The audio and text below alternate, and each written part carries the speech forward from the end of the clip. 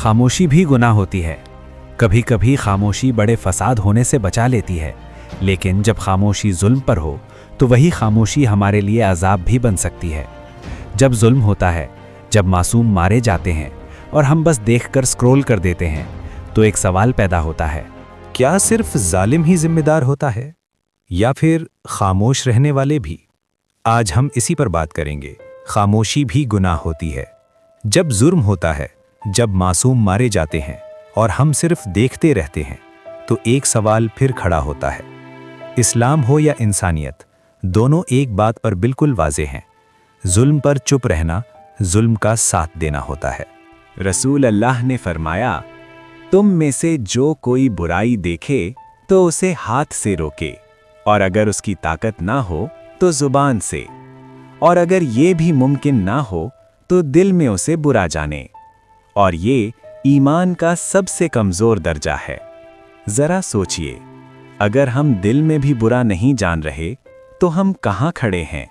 और अगर दिल में बुरा जान भी रहे हैं तो इसका मतलब यह है कि हमारा ईमान सबसे निचले दर्जे पर आ चुका है।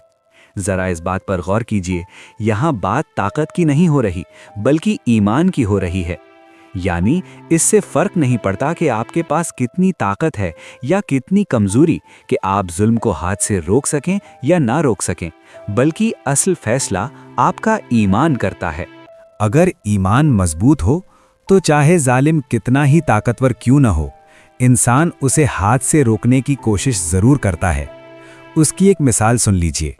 हज़रत अब्दुल्ला बिन अब्बास जब बुढ़ापे को पहुंच चुके थे, उनकी आंखों की रोशनी जा चुकी थी और वो बहुत कमज़ोर हो गए थे। इसी दौर में एक फितना उठा, तकदीर का इनकार करने का फितना। जब हज़रत इब्ने अब्बास को इसका इल्म हुआ तो वो गुस्से से लाल हो गए और अपने पास मौजूद लोगों से फरमाया, मुझे सहारा देकर उस शख्स के पास ले चलो जिसने ये फितना फैलाया है। लोगों ने पूछा, आप वहां जाकर क्या करेंगे? हज़रत इब्ने अब्बास रदियल्लाहु अन्हु ने फरमाया कि अगर उसकी नाक मेरे हाथ आ गई तो मैं उसकी नाक मरोड़ दूंगा, और अगर गर्दन हाथ आ गई तो गर्दन मरोड़ दूंगा। इस वाक़े से हमें यह समझ आता है कि बुराई को हाथ से रोकना ताकत का नहीं बल्कि ईमान का मामला है, क्योंकि हज़रत इब्ने अब्बास रदियल्लाहु अन्हु जिस्मानी तौर पर बहुत कमज़ोर थे।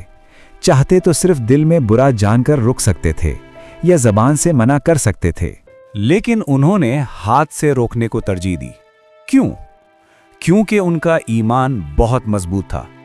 इसीलिए हम ये तसल्ली नहीं कर सकते कि हम किसी भी जुल्म को देखकर सिर्फ दिल में बुरा जान लें और समझें कि हमारा काम हो गया, बल्कि हमें तो फिक्र होनी चाहिए कि हमारा ईमान कमज़ोरी के आखिरी दर्जे पर पहुंच चुका है, और अगर हमने इस पर काम ना किया तो वो दिन दूर नहीं जब हमें पता भी नहीं चलेगा और हमारा ईमान सिफर हो जाएगा।